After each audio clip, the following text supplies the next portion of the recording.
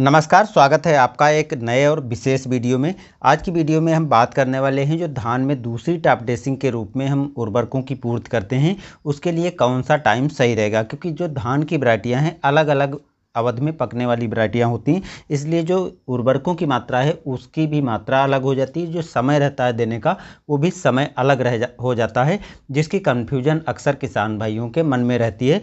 तो जो भी कन्फ्यूजन मात्रा को लेकर के है या टाइम को लेकर के है, आज की वीडियो में इस पर हम पूरी डिटेल से बात करेंगे। इसके साथ साथ ये देसी किस्म लगाने वाले किसान भाई हैं तो उनको किस टाइम पर दूसरी टॉप ड्रेसिंग के रूप में उर्वरकों की पूर्ति करना है और उसकी मात्रा कितनी रखनी है, तो ये सब चीज़ें हम शामिल कर रहे हैं यहाँ पर। दोस्तों, जो हम उर्वरकों को ले रहे हैं वो दानेदार उर्वरक यानी सीधे जिनको हम मिट्टी में देते हैं उनको शामिल कर रहे हैं। जिनका आप स्प्रे करते हैं उनका टाइम अलग रहता है, इस टाइम से उनका कोई लेना देना नहीं है, तो इसलिए उसका भी वीडियो जल्दी से देखने को आपको मिल जाएगा। तो जो उर्वरकों को देने की बात आती है तो इसमें जो दूसरी टॉप ड्रेसिंग होती है वो बड़ी महत्वपूर्ण होती है, क्योंकि इस टाइम पर नाइट्रोजन की तो पूर्ति आपको करना ही करना धान की फसल में।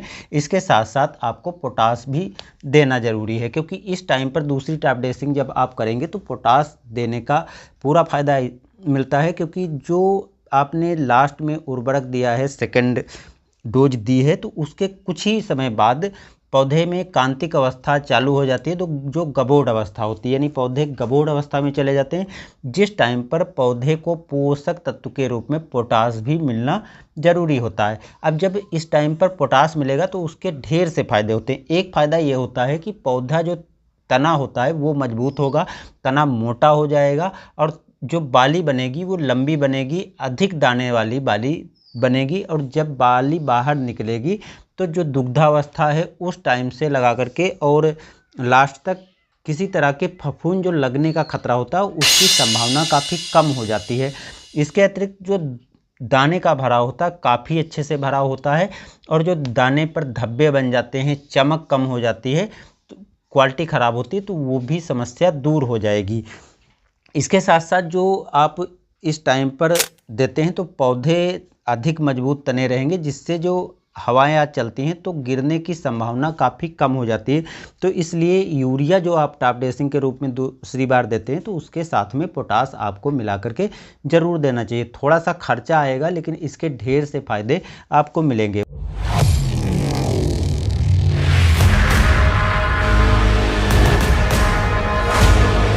में किस टाइम की धान में हमको देना चाहिए इन उर्वरकों को, तो ये भी आपको अच्छे से समझ लेना है। देखिए, 3 कैटेगरी में हम वैरायटियों को बांट रहे हैं। एक जो 120 दिन से कम अवधि में पककर तैयार हो जाती है, दूसरी जो 120 से 140 दिन में पककर तैयार होती हैं, और तीसरी जो 140 दिन के ऊपर पककर तैयार होती हैं। तो इनको हम 3 श्रेणी में बांट सकते हैं। तो इसलिए जो यूरिया की मात्रा आपको रखनी है, जो 120 दिन से कम अवधि में पककर तैयार होती हैं, उसमें 30 से 35 किलोग्राम यूरिया की मात्रा रखनी है, और पोटास की मात्रा आपको 15 किलोग्राम रखनी है। और यदि आप इस टाइम पर ग्रोथ प्रमोटर भी साथ में देना चाहते हैं तो जो दानेदार ग्रोथ प्रमोटर हैं इनको आपको 5 से 6 किलोग्राम इस वैरायटी में आपको मिला करके डाल देना है, जिससे इसका भी आपको काफ़ी अच्छा बेनिफिट मिलता है।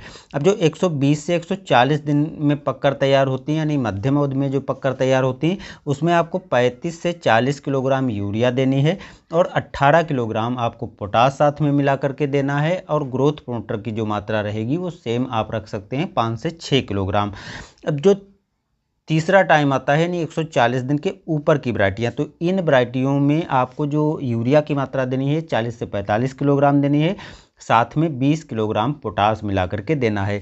इसके अतिरिक्त जो देसी किस्में होती हैं वो प्रायः 140 से 150-60 दिन में पककर तैयार होती हैं। तो इसमें जो उर्वरकों की मात्रा देनी रहेगी वो आपको हाइब्रिड किस्मों जितनी मात्रा नहीं देनी रहती, उससे काफ़ी कम देना रहता। तो इसके लिए आप एक ही डोज यूज कर सकते हैं। जो देसी किस्में हैं उसमें टॉप ड्रेसिंग के रूप में 20 से 25 किलोग्राम या अधिकतम 30 किलोग्राम, जो लंबी अवधि की थोड़ी वैरायटियाँ हैं, यूरिया की मात्रा रखनी है। तो 10 से 12 किलोग्राम आपको साथ में पोटास मिला करके देना है। जो समय रहेंगे वो कुछ इस प्रकार रहेंगे। जो 120 दिन से कम अवधि में वैरायटियाँ पककर तैयार होती हैं उसमें दूसरी टॉप ड्रेसिंग जो आपको करनी है वो धान रोपाई के 40 से 45 दिन पर करनी है। जो 120 से 140-45 दिन पर वैरायटियाँ पककर तैयार होती हैं उसमें 50 से 55 दिन पर आपको दूसरी टॉप ड्रेसिंग करनी है।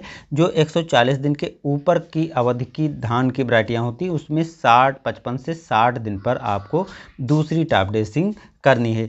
जो देसी किस्में होती हैं उन देसी किस्मों में आपको 50 से 60 दिन की अवस्था पर उर्वरकों को देना है। तो इस टाइम पर और इस डोज में यदि आप अपनी धान की वैरायटियों में उर्वरकों को देते हैं दूसरी टॉप ड्रेसिंग के रूप में तो काफ़ी अच्छे बेनिफिट मिलेंगे और जो आपको धान मिलेगी काफ़ी अच्छी मिलेगी, अधिक पैदावार मिलेगी और अधिक गुणवत्ता वाली आप धान पैदा कर पाएंगे, जिससे जब बिक्री करेंगे तो उसका लाभ भी आपको बढ़िया मिलेगा। तो आज की वीडियो दोस्तों कैसी लगी कमेंट में ज़रूर बताइए और चैनल पर नए हैं तो चैनल को सब्सक्राइब भी कर लीजिएगा, जिससे आने वाली वीडियो भी देखने को मिल जाए। मिलते हैं ऐसी ही अच्छी जानकारी के साथ नए वीडियो में। धन्यवाद।